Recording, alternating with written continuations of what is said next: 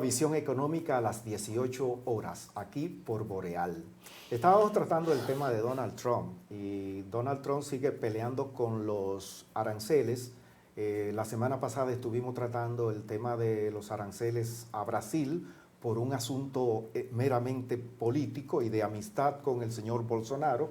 Hoy sale a la prensa que él le envió una carta de solidaridad al señor Jair Bolsonaro, y eso indica cuáles son los criterios. Brasil tiene un déficit con Estados Unidos de 90 mil millones. Lo dijimos la semana pasada. Lo dijimos la semana pasada, el equivalente al 1.71 de su Producto Interno Bruto. El comercio con Estados Unidos. Es decir, que es un comercio para ellos prácticamente, bueno, un 1% es algo interesante, sí. Pero que no es la gran cosa, vamos a decir. Y por eso Lula se ha plantado y ha dicho, bueno, nosotros queremos negociar, porque un 50% por un asuntito que, oiga, él no se acuerda que Lula se pasó un tiempo preso. 576 días, yo vi la historia anoche, tanto de Bolsonaro con todas las cosas, cómo llegó al poder, que fue con la iglesia evangélica, y lo que pasó Lula y Dilma, y que tienen grabado, presentaron en ese documental, Leo, te lo voy a mandar para que lo veas, las conversaciones con Temer, que fue el que sustituyó a Dilma, diciendo lo que iban a hacer y cómo lo iban a hacer. Eso es increíble, que eso esté ahí grabado, o sea, certificado que eran los teléfonos del presidente, certificado que eran la gente del jefe del Senado, que fue condenado, y Temer cogió y le puso que no tenía que cumplir pena. Esto es increíble, una asociación de malhechores increíble. Bueno, lo cierto es que esta guerra comercial que sigue desarrollando Donald Trump, incluso con sus históricos aliados, ¿verdad?, como es el caso de los ingleses y el mismo caso de los alemanes, que han desarrollado unas relaciones de colaboración y de cercanía, incluso el caso de Inglaterra con el asunto del neoliberalismo, que fue la cuna realmente donde se incubó con fuerza esa corriente de pensamiento económico y de praxis en el ordenamiento de la economía a nivel global.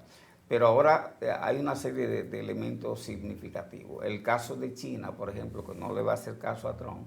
El caso de Brasil. Brasil no es cualquier economía, ¿eh? No. Brasil no pasó cuando Lula pasó de la economía número 13 a la economía número 6. Y el caso de México también, ¿verdad? Esos son tres casos muy emblemáticos para los Estados Unidos querer imponer un nivel de aranceles que no le conviene. De los tres, de los dos de Latinoamérica, el que tiene las mejores condiciones es Brasil, porque Brasil hace 22 años que empezó a diversificar su matriz de comercio exterior y se fue por todos los lados. Fue el primero que llegó a los BRICS de la región, ¿verdad? Se metió en los BRICS. Son fundadores. Quien dirige el banco, el fondo, precisamente es una brasileira que fue presidenta, Dilma Rousseff, ¿verdad? Es la presidenta del banco de los BRICS, el que administra los fondos para la cooperación y el desarrollo. Bueno, esa es una novela que continuaremos detallando los capítulos, pero sí el que tomó un avión y se fue hacia, ¿cómo que se llama eso? Donde van los vacacionistas a esquiar. Aspen. Fue nuestro presidente Luis Abinader, quien estará participando en una actividad privada empresarial para promover a la República Dominicana. Eso es en Montana, en el estado de Montana, y él estará, bueno, pues promoviendo la República Dominicana en esos foros empresariales de creatividad y de cuestiones que yo no sé mucho de eso. Y yo vi la convocatoria y vi la invitación que le hicieron al presidente. Es una ciudad con unas condiciones ¿cómo se dice?, propicias para disfrutar un fin de semana, ¿no? porque hay actividades socioculturales, artísticas, todo eso, en medio del evento. Lo cierto es que el presidente lo invitaron para que fuera a presentar el contexto de la República Dominicana en el ámbito de la atracción de inversión extranjera. Y yo pienso que esos escenarios hay que aprovecharlos. Hace mucho tiempo que yo vengo desarrollando la tesis y se ha ido comprobando de que ya los mejores cancilleres que tienen los países son sus propios presidentes y que acercan muchísimo, hacen unos acuerdos directamente con otros presidentes y ya la Cancillería se encargan de la ejecución y de la burocracia de esos acuerdos que llegan los presidentes. Regresa el domingo, ¿verdad?, a la República Dominicana y deseamos que le vaya muy bien. A República Dominicana desea que le vaya bien a todos, ¿verdad? Bueno, pero ustedes dos son dos funcionarios del gobierno, yo siempre lo digo por aquí. Porque mira, hay una diferencia, por ejemplo, sí, yo quisiera ser funcionario, pero yo tengo 18 años trabajando en el Estado como servidor público y yo nunca me he sentido funcionario, yo más bien me he sentido como un colaborador, ¿verdad?, de las políticas públicas, porque no es que le tenga miedo a ser funcionario, yo nunca he aspirado de verdad a ser funcionario. Pero ustedes son más funcionarios que los funcionarios porque funcionan. Bueno, esa es otra cosa. Bueno, pero nada, óigame, está caliente el tema porque... No, estábamos hablando hoy de la fusión y vinieron una gente de la capital y estaban hablando y yo decía que... de la fusión del Ministerio de Economía, Planificación y Desarrollo y Hacienda. Y entonces estaban hablando de la función de nosotros y dicen, lo que pasa es que hay una diferencia.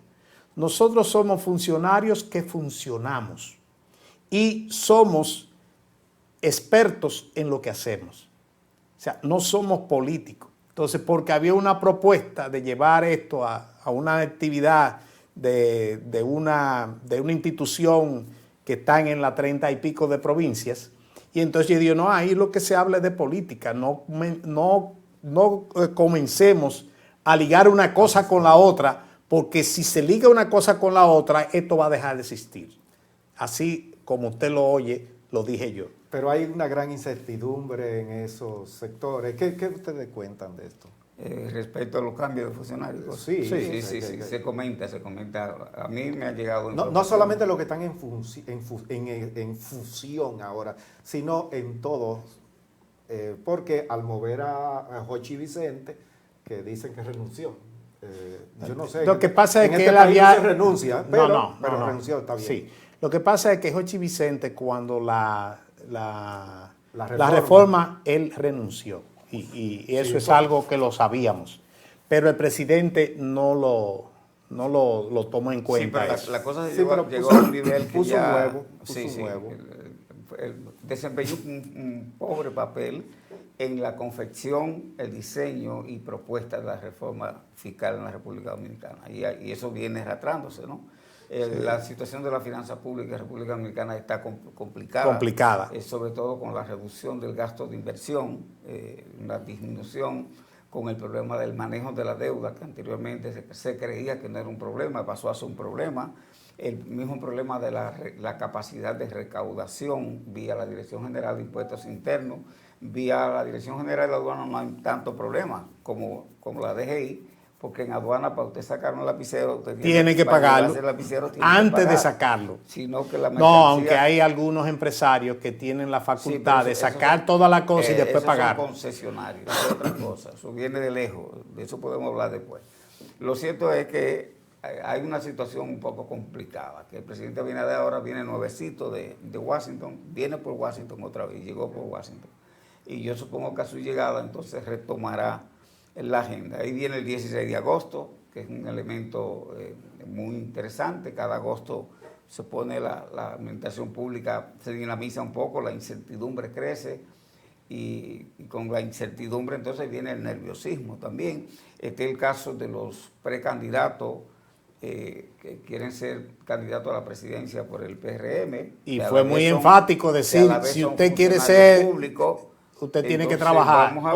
Vamos a ver lo que va a pasar en la primera semana de agosto, porque no es costumbre del presidente Abinader de cambiar la gente con decreto el 16 de agosto, sino o lo hace antes o lo hace después. Bueno, los retos de la economía dominicana, don Leo, Ese es y el un- 4.5%. Eso yo se lo voy a tirar al empresario. Eso es un tema largo. No sé si nos alcanza el tiempo, pero hay un informe importante de la CEPAL, y no es el tema de por sí, porque el crecimiento económico, un 4.5% proyectado, más o menos anda por ahí. O sea, el Banco Central ha ido manejando las cosas de tal manera que nada, se le va cumpliendo los ajustes, que un poquito de esto para aliviar por el otro lado, que el encaje legal, para que le presten a los señores que ponen a producir la economía. Entonces, en ese sentido, pues nada, pero hay algo importante, y es que ese informe de la CEPAL que da el señor José Manuel Salazar, el costarricense, pues habla de que República Dominicana ha estado recibiendo los últimos años unos 4.000 millones promedio, 4.000 millones en inversión extranjera. O sea, que es algo positivo para cualquier economía. Imagínese usted, y nuestra economía, 4.000 millones de inversión extranjera, y significa que de esos, el último año, el 2024, para que vean que es como esa gráfica que va creciendo, la inversión extranjera fue de 4.500 y algo de millones de dólares. O sea que va creciendo la inversión extranjera como un indicador de lo importante que es la economía dominicana a nivel internacional, como para poner el dinero en ese sentido. O sea que vamos para arriba. Bueno, quédense ahí que volvemos en breve, amigos televidentes.